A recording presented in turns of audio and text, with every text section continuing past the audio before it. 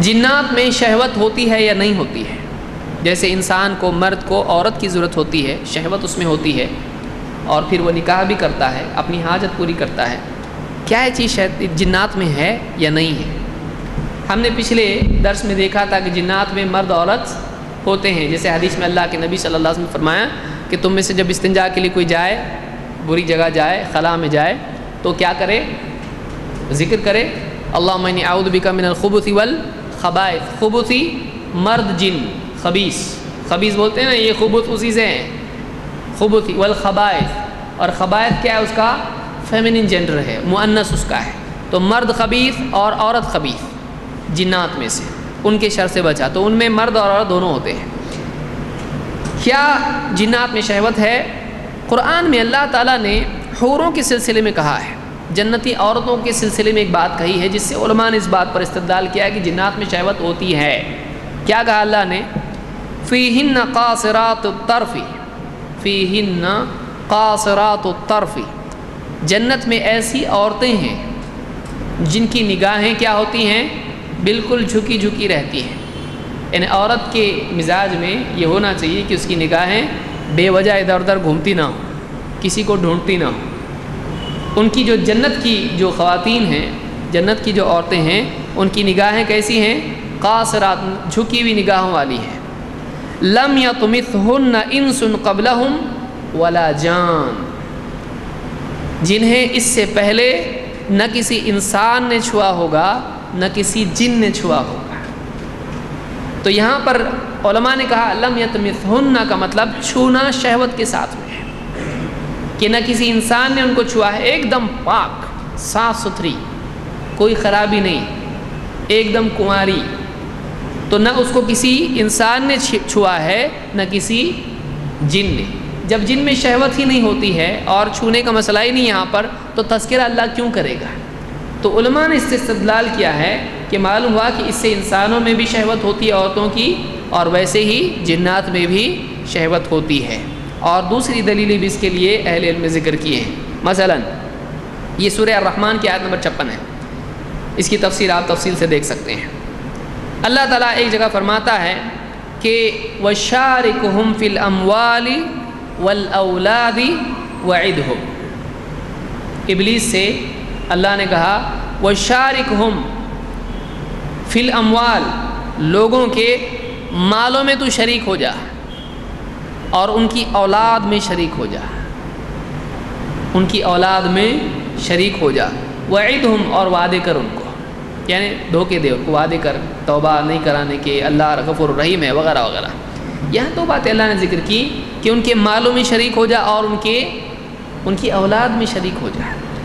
علماء نے مختلف صورتیں اس کی ذکر کی ہیں کہ ایک آدمی حرام طور سے مال خرچ کرے تو شیطان کیا ہوا؟ اس کے مال میں شریک ہوا، کہ شیطان کی مرضی کے مطابق اس نے خرچ کیا۔ وہی بات ہوئی کہ کوئی آدمی ہے کسی سے اپنے لیے خرچ کروائے تو گویا کہ اس کا مال ہے، وہ اس کے مال میں کیا ہو گئی؟ اس کی مرضی شریک ہو گئی۔ تو جیسے غلط کام میں مال خرچ کرنے میں شیطان شریک ہوتا ہے، بعض اوقات چوری بھی کرتا ہے، اس میں بھی شریکت ہو گئی کہ اس کے مال میں سے اس نے کیا کیا؟ لیا، جیسا کہ پچھلی حدیث میں ہم نے دیکھا تھا۔ لیکن یہاں اولاد میں شریک ہونا کا کیسا معنی ہے؟ کیا مطلب اس کا ہے؟ کیا شیطان اولاد میں شریک ہو سکتا ہے؟ کئی اعتبار سے علماء نے اس کو ذکر کیا ہے، جیسے اولاد کی بلی دینا جنات کو، شیاطین کو خوش کرنے کے لیے، تو اس طرح سے بھی کسی آدمی کی بہت سارے جہالت علاقوں میں ہوتی ہے، کوئی بابا آ کے بول دیتا ہے یہاں خزانہ ہے، لیکن تم کو اپنا پہلا بچہ کیا کرنا پڑے گا؟ ذبح کرنا پڑے گا۔ لوگ کرتے ہیں ایسا، لوگ کرتے ہیں ایسا، بہت سارے دیہاتوں میں، گاؤں میں دیکھیے ایسا نیوز پیپر میں اس طرح کی باتیں آتی رہتی ہیں، کبھی اپنا کبھی دوسرے کی اولاد پکڑ کے، رشتہ داروں میں سے کسی کی اولاد لے لی اور خزانہ نیچے سے نکالنے کے لیے اس طرح کی حرکتیں لوگ کرتے ہیں۔ تو اپنی اولاد کو بھی بعض اوقات کرتے ہیں، جیسے عرب میں اپنی اولاد کو دفن کر دیا کرتے تھے۔ تو اس طرح سے اولاد میں شیطان کی مرضی کا شریک ہونا ہے، یا ان کو ایسا نام دینا جو اللہ کی بجائے کسی اور کی بندگی والا ہو، یہ بھی اس میں شامل ہے۔ اور یہ بھی اس میں شامل ہے کہ شیطان صحبت کے وقت میں آدمی کے ساتھ، بیوی کے ساتھ شریک ہو جائے، یہ بھی ہوتا ہے، علماء نے یہ بھی ذکر کیا ہے۔ اسی لیے آپ دیکھیے کہ صحبت کے وقت میں بیوی سے دعا ہم کو سکھائی گئی ہے. بسم اللہ اللہم جنبنا الشیطان وجنب الشیطان ما رزقتنا. اے اللہ ہم دونوں کو شیطان سے بچا اور اس اولاد کو بھی بچا جو تو ہم کو دے گا. وجنب الشیطان ما رزقتنا، ہم کو جو بطور رزق تو اولاد دے گا اس سے بھی شیطان کو دور رکھ، ہم سے بھی دور رکھ. اسی لیے اس آیت کے ضمن میں علماء نے حدیث کی قول بھی ذکر کیا ہے، اور دوسری روایتوں میں بھی آتا ہے کہ مجاہد کہتے ہیں ان الذی یجامع ولا یسمی، وہ آدمی جو بیوی سے صحبت کرتا ہے لیکن بسم اللہ نہیں کرتا ہے، اللہ کا نام نہیں لیتا ہے، دعا نہیں پڑھتا ہے. یلتف الشیطان علی احلیلہ فیجامعنا، شیطان اس کے ساتھ شریک ہو جاتا ہے اور اس کی بیوی سے صحبت کرتا ہے. اللہ حفاظت فرمائے.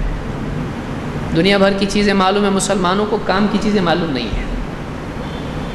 تو یہ فتح الباری میں اس کو ابن حجر نے ذکر کیا ہے، اس کی سند حسن ہے. تو اس روایت سے معلوم ہوا کہ شیطان میں شہوت ہوتی ہے اور وہ انسان کے ساتھ شریک ہو سکتا ہے. اس لیے یہ دعا یاد کرنا چاہیے، دعا یاد کرنا چاہیے، ہر آدمی کو یاد ہونا چاہیے.